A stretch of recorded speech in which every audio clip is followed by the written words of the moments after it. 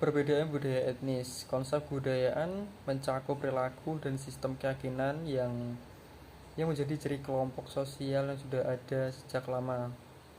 Nah, hal tersebut juga mengarahkan perkembangan keterampilan bahasa, komunikasi, ekspresi, dan pengaturan emosi, serta pembentukan citra diri kita. Nah, di sini juga budaya bukan sebuah entitas statis. Justru budaya akan selalu berkembang sejalan dengan waktu dengan munculnya ide-ide, inovasi, hingga pemikiran baru ketika budaya tersebut tersinggung dengan budaya lain. Lalu untuk etnis sendiri itu secara umum merupakan sekelompok individu yang berbudaya sama dan memiliki karakteristik-karakteristik. Nah, karakteristik itu ada sebagai berikut. Yang pertama, akar-akarnya, yakni mendahului pembentukan negaranya atau akar-akarnya berasal dari luar negara tempat sekelompok tersebut berada. Nah, kelompok tersebut biasanya merupakan sekelompok yang memiliki ras, budaya, hingga latar belakang agama yang sama. Lalu selanjutnya, para anggotanya memiliki rasa saling ketergantungan, perasaan bahwa kehidupan mereka saling terkait. Lalu selanjutnya, menyesuaikan perbedaan budaya etnis di rumah dan di sekolah. Nah, banyak anak pertama kali masuk ke sekolah mengalami sebuah goncangan budaya. Mereka dapat merasa bahwa sekolah adalah tempat yang membingungkan karena mereka tidak tahu bagaimana orang lain berperilaku dan bagaimana perilaku yang diharapkan oleh orang lain kepada mereka. Nah, sebagai contoh kecil, ketika seorang anak yang di dalam lingkup keluarganya ia sangat jarang sekali untuk dimarahi oleh orang tuanya. Lalu ketika ia masuk ke dalam lingkungan sekolah, ia mungkin seringkali dapat teguran atau dimarah oleh guru. Nah, siswa tersebut akan mengalami sebuah goncangan budaya di mana dia bakal kaget, loh kok aku dimarah di sini, sedangkan aku di rumah tidak. Lalu dalam lingkup sekolah juga terdapat sebagian kelompok siswa yang membuat ejekan tentang keluarga. Nah, ini sebagai contoh, sebagai pria terlibat dalam saling olok semacam itu untuk mendapatkan status di kalangan teman sebaya mereka. Mereka yang berhasil menciptakan olokan terhebat adalah pemenangnya, sedangkan yang lain hanya untuk bersenang-senang. Nah, terkadang seorang siswa bila dia ingin selalu diperhatikan oleh siswa lainnya, dia akan mengolok-olok teman yang menurut dia lebih lemah dari dia. Lalu dia akan membanggakan diri bila dia sudah berhasil untuk merendahkan orang tersebut. Namun tidak semua siswa dapat menyesuaikan diri dengan mudah bila dia mengalami goncangan budaya dalam lingkup sekolah. Lalu sebagai siswa secara aktif menolak beradaptasi dengan budaya sekolah, mungkin karena mereka menganggapnya sebagai sesuatu yang tidak konsisten, bahkan bertentangan dengan latar belakang budaya dan identitas mereka. Lalu selanjutnya contoh keberagaman budaya dan etnis. Yang pertama adalah bahasa dan dialek. Seperti yang kita ketahui, perbedaan budaya yang sangat jelas dan sangat mencolok adalah perbedaan bahasa. Nah, terkadang juga di suatu daerah yang sama mungkin itu terdapat perbedaan bahasa juga, walaupun dia dalam budaya dan kultur yang sama. Lalu selanjutnya berbicara versus tetap diam. Bisa dikatakan budaya barat adalah arus utama, di mana budaya yang sangat banyak bicara. Lalu bila kita mendahului pembicaraan orang dewasa merupakan sikap yang kasar dan tidak hormat. Ini tentunya sangat ditegaskan bagi anak-anak supaya tidak mendahului pembicaraan orang dewasa. Kelompok-kelompok budaya dan etnis yang berbeda juga memiliki pandangan yang beragam tentang waktu yang tepat bagi anak untuk berbicara dengan orang dewasa. Namun di banyak budaya lain, di usia sangat dini, anak-anak sudah mulai diajari bahwa mereka boleh terlibat dalam pembicaraan orang dewasa. namun bila mereka diminta secara langsung. Lalu selanjutnya kontak mata. Bagi banyak di antara kita, menatap seseorang adalah cara untuk menunjukkan bahwa kita mencoba berkomunikasi atau sedang mendengarkan dengan sungguh-sungguh apa yang dikatakan oleh orang tersebut. Nah, ini mungkin sebagai cara orang tersebut untuk lebih mudah menyalurkan informasi, karena bila kita menatap matanya secara langsung, kita akan lebih mudah untuk mentransfer atau memberikan informasi tersebut dengan mudah.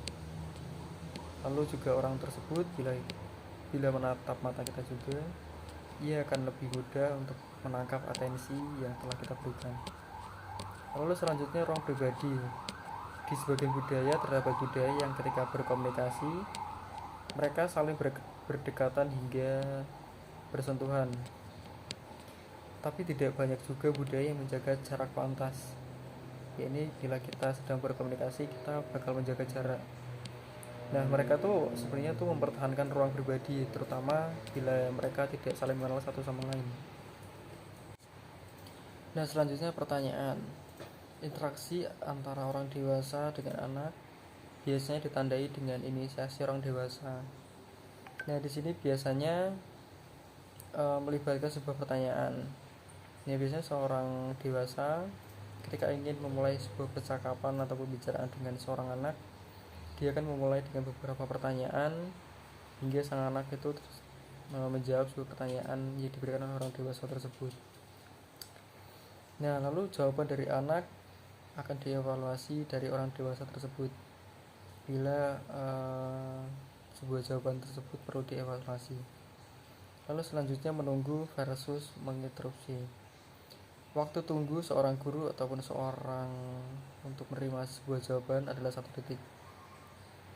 Akan tetapi terdapat pula sebagian budaya yang menggunakan jeda lama sebagai cara untuk menunjukkan rasa hormat.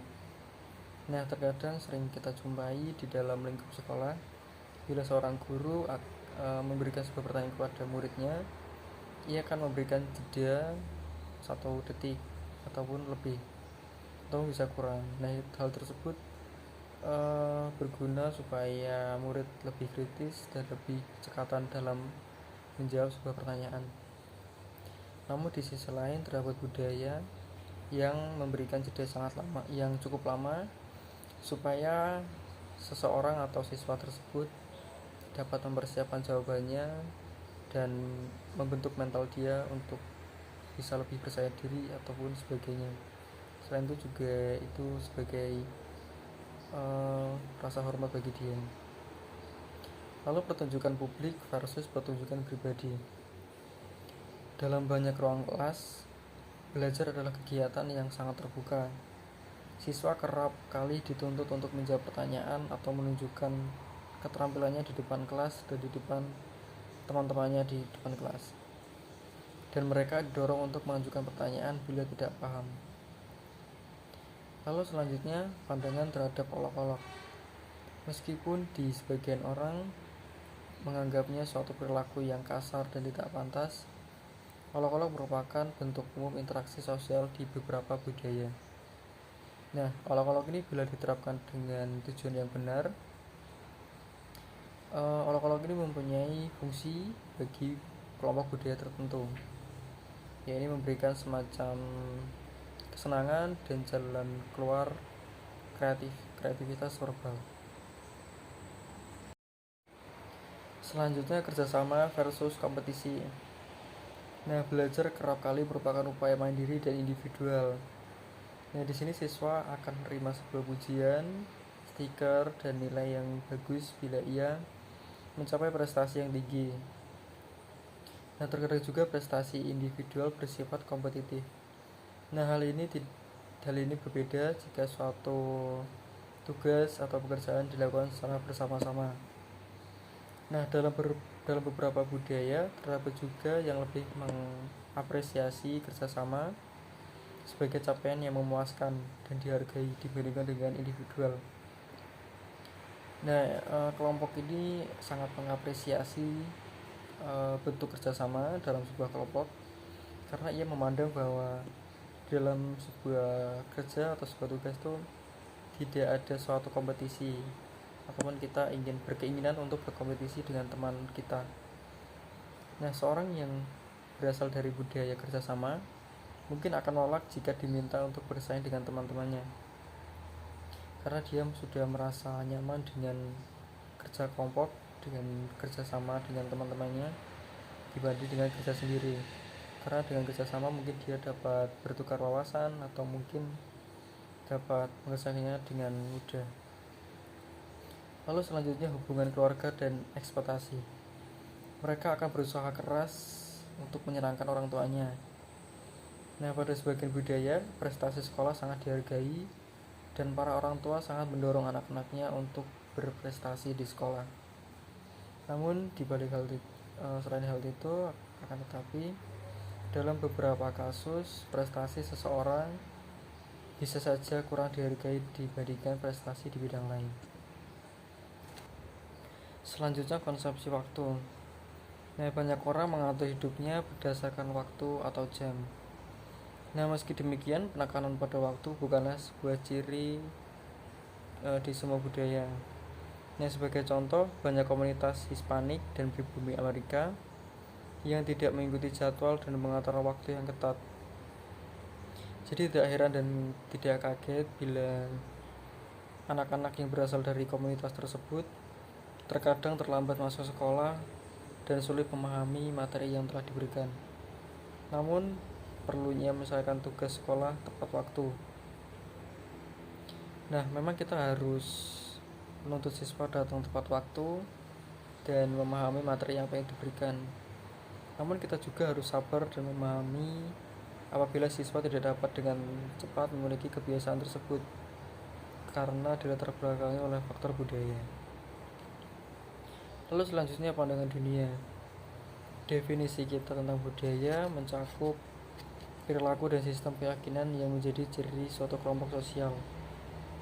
Nah, keyakinan umum ini dan asumsi kita tentang dunia, ini pandangan dunia kita kerap menyatu dengan pemikiran kita sehari-hari, sehingga kita menerimanya begitu saja dan tidak kita sadari. Nah, salah satu aspek paling nyata dalam setiap budaya adalah bahasa. Lalu selanjutnya membentuk lingkungan kelas yang lebih multikultural. Nah, di sini kita harus mampu peka terhadap perbedaan di sekitar kita dan mampu memahami hingga mengakui terdapat perbedaan di antara sekelompok budaya. Itu yang pertama, kita perlu paham lensa budaya kita sendiri. Nah, asumsi dan pandangan dunia yang kita dapat dari budaya kita sendiri, seperti berasumsi bahwa orang tua yang baik akan mengarahkan anak-anaknya, seringkali demikian meresapi kehidupan hingga kita cenderung menganggapnya sebagai hal yang umum dan bahkan sebuah fakta. Nah, keyakinan ini menjadi lensa budaya yang kita gunakan untuk memandang dan bahwa praktik-praktik budaya lainnya tidaklah rasional dan lebih rendah daripada budaya kita. Lalu selanjutnya masukkan nilai. Keyakinan dan tradisi banyak budaya dalam kurikulum pendidikan yang multikultural, perspektif dan pengalaman dari banyak kelompok budaya diintegrasikan dalam seluruh kurikulum dan memberikan dasar kepada seluruh siswa untuk merasa bangga dengan warisan budaya mereka sendiri. Nah, hal ini mendorong seseorang untuk bisa lebih menghargai budaya sendiri dibandingkan dengan budaya lainnya. Walaupun kita juga harus menghargai budaya lainnya, namun di sisi lain kita harus lebih bangga dengan budaya yang telah lama atau telah diwariskan kepada kita. Nah, selanjutnya bekerja keraslah untuk menghapus stereotip etnis siswa. Meskipun kita dan siswa menyadari adanya perbedaan yang nyata di antara keberagaman, tidak ada gunanya bila kita masih memiliki suatu stereotip atau gambaran kaku, terlalu sederhana dan tidak benar-benar kelompok manapun. kita dapat membantu menghapus stereotip dengan cara yang sederhana namun efektif, yaitu dengan memberikan kesempatan seseorang atau siswa untuk dapat berinteraksi dengan orang-orang yang beragam budayanya dan idealnya, untuk menyampaikan bahwa kita semua sama. Nah, hal ini merupakan suatu cara yang efektif dan sangat mudah untuk dilakukan, karena sebagai seseorang atau siswa bakal lebih bisa mengenal, menghargai, serta memahami budaya-budaya luar yang tentunya berbeda dengan budaya mereka. Lalu ia juga dapat memahami bahwa perbedaan budaya bukanlah suatu hal yang dapat membedakan kita semua, namun di sisi lain dengan adanya perbedaan kita dapat mempunyai pemahaman bahwa kita adalah semua sama, kita mempunyai tujuan serta pemikiran yang sama namun dengan cara yang berbeda. Lalu selanjutnya, ingatlah bahwa sebagian siswa bisa memiliki beberapa budaya. Nah, dalam upaya memiliki kepekaan budaya, terkadang seseorang menganggap seseorang dengan membuat kesalahan, yaitu dengan menilai seseorang merupakan satu dari kelompok tertentu saja. Sebagai kelompok kecil, bila kita bertemu atau melihat seseorang yang berkulit coklat gelap dan berambut keriting, kita akan beranggapan serta menilai seseorang tersebut berasal dari daerah timur. Nah, hal tersebut dapat memberikan kesalahan bagi kita karena kita terlalu cepat menilai seseorang. Mungkin seseorang tersebut berasal dari daerah, bukan daerah timur, mungkin dari daerah lainnya seperti daerah Jawa atau sebagainya. Mungkin dia juga berimigrasi atau bercampuran ras. Nah, di sisi lain juga mungkin ia adalah seorang yang memiliki etnis campuran atau mungkin sebagai imigran baru. Nah, hal itu juga mungkin sering terjadi juga di kalangan kita, dan kita juga seringkali cepat menilai seseorang tanpa kita memahaminya dulu, lalu kita mengenalnya dulu.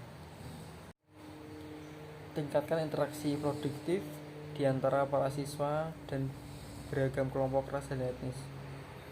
Nah, karena berbagai banyak alasan di mana seseorang siswa atau seseorang memperlakukan teman sebayanya berasal dari budaya atau etnis tertentu dengan sangat buruk.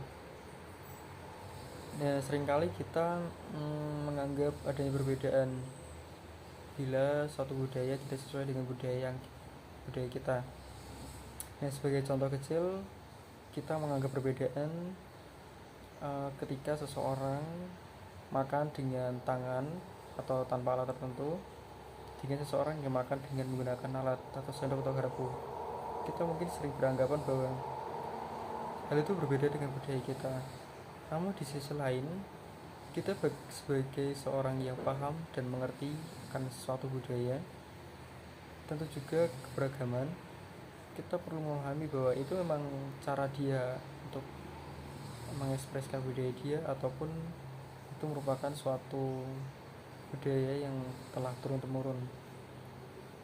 Nah, tentunya kita juga harus belajar mengapresiasi perbedaan multikultural, karena kita hidup di mana kita saling membutuhkan satu sama lain, dan kita juga tidak hidup sendiri di sini. Lalu selanjutnya, masukkan keberagaman kultural ke dalam kelas yang homogen secara budaya. Tentu saja tidak semua sekolah memiliki populasi yang beragam secara budaya. Sebagai contoh, bila suatu sekolah mungkin tidak seberapa populer atau tidak seberapa favorit, maka di dalamnya populasi budayanya tidak sangat beragam. Berbeda dengan sekolah dengan notabene yang dia sekolah favorit, tentunya di dalam sekolahnya terdapat populasi keberagaman budaya. Lalu selanjutnya, tumbuhkan ide-ide demokratis. Nah, dalam setiap program pendidikan multikultural harus memasukkan idealisme demokratis seperti harkat dan martabat manusia, kesetaraan dan keadilan, serta apresiasi terhadap beragam sudut pandang.